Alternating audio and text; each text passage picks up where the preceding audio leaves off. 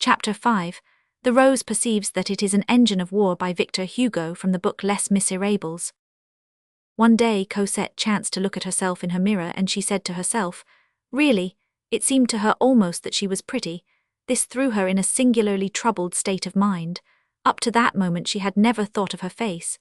She saw herself in her mirror but she did not look at herself, and then she had so often been told that she was homely. Jean Valjean alone said gently, no indeed, no indeed.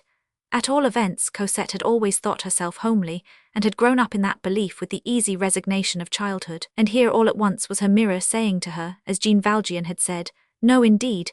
That night she did not sleep. What if I were pretty, she thought. How odd it would be if I were pretty. And she recalled those of her companions whose beauty had produced a sensation in the convent, and she said to herself, what, am I to be like Mademoiselle so-and-so? The next morning she looked at herself again, not by accident this time, and she was assailed with doubts. Where did I get such an idea? Said she. No, I am ugly.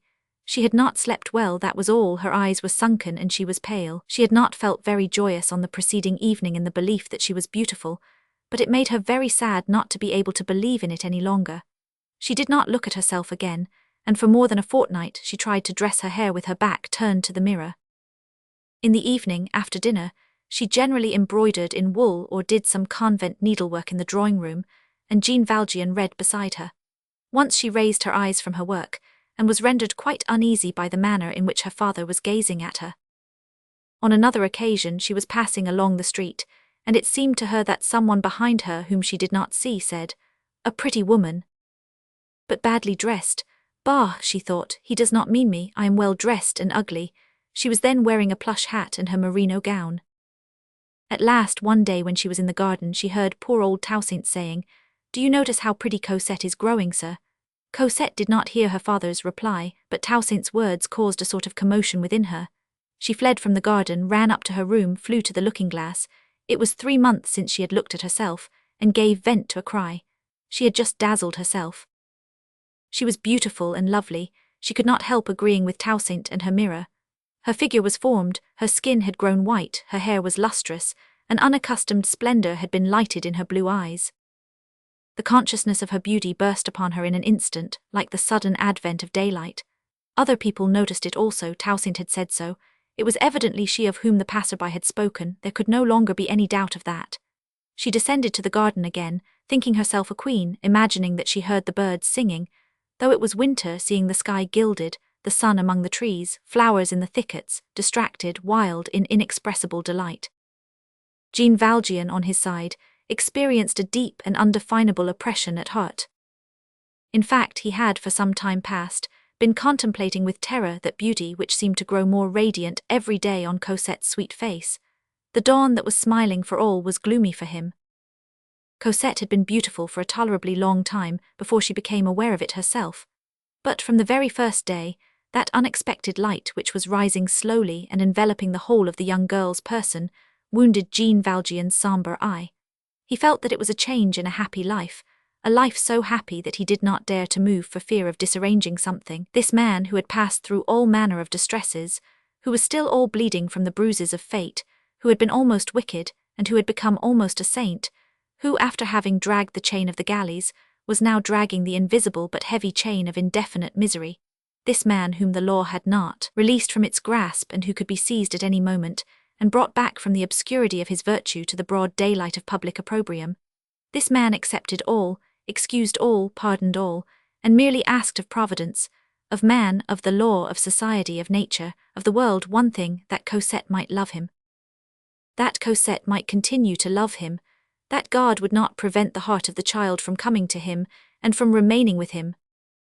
Beloved by Cosette, he felt that he was healed, rested, appeased, loaded with benefits, recompensed, crowned. Beloved by Cosette, it was well with him, he asked nothing more. Had anyone said to him, "Do you want anything better?" he would have answered, "No." God might have said to him, "Do you desire heaven?" and he would have replied, "I should lose by it." Everything which could affect this situation, if only on the surface, made him shudder like the beginning of something new. He had never known very distinctly himself what the beauty of a woman means, but he understood instinctively that it was something terrible. He gazed with terror on this beauty, which was blossoming out ever more triumphant and superb beside him, beneath his very eyes, on the innocent and formidable brow of that child, from the depths of her homeliness, of his old age, of his misery, of his reprobation. He said to himself, "How beautiful she is, what is to become of me?" There, moreover, lay the difference between his tenderness and the tenderness of a mother. What he beheld with anguish, a mother would have gazed upon with joy. The first symptoms were not long in making their appearance.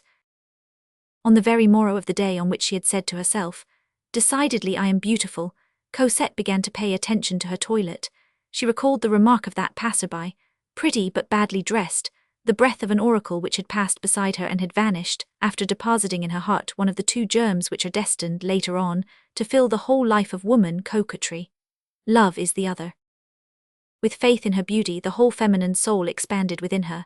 She conceived a horror for her merinos and shame for her plush hat. Her father had never refused her anything.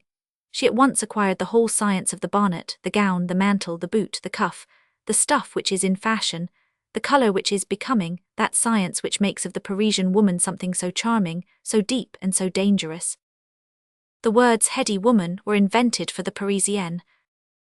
In less than a month, little Cosette, in that Thebaid of the Rue de Babylone, was not only one of the prettiest, but one of the best-dressed women in Paris, which means a great deal more. She would have liked to encounter her passer-by, to see what he would say, and to teach him a lesson.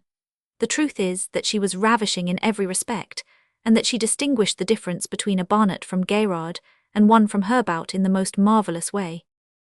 Jean Valjean watched these ravages with anxiety. He who felt that he could never do anything but crawl, walk at the most, beheld wings sprouting on Cosette. Moreover, from the mere inspection of Cosette's toilet, a woman would have recognized the fact that she had no mother. Certain little proprieties, certain special conventionalities, were not observed by Cosette. A mother, for instance, would have told her that a young girl does not dress in damask.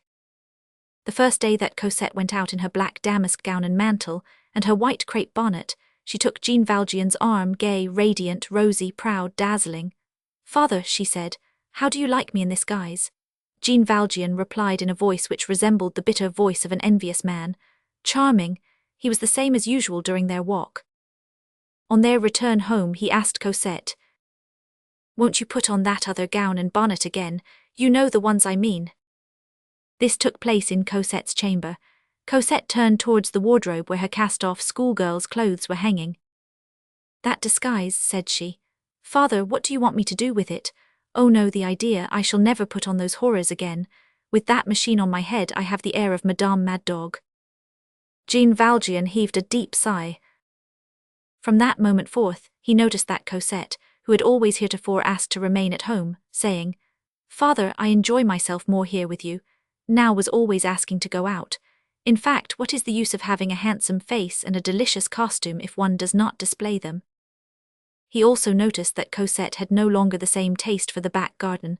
Now she preferred the garden, and did not dislike to promenade back and forth in front of the railed fence.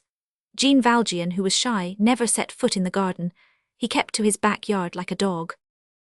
Cosette, in gaining the knowledge that she was beautiful, lost the grace of ignoring it. An exquisite grace, for beauty enhanced by ingenuousness is ineffable, and nothing is so adorable as a dazzling and innocent creature who walks along, holding in her hand the key to paradise without being conscious of it. But what she had lost in ingenuous grace, she gained in pensive and serious charm. Her whole person, permeated with the joy of youth, of innocence, and of beauty, breathed forth a splendid melancholy. It was at this epoch that Marius, after the lapse of 6 months, saw her once more at the Luxembourg.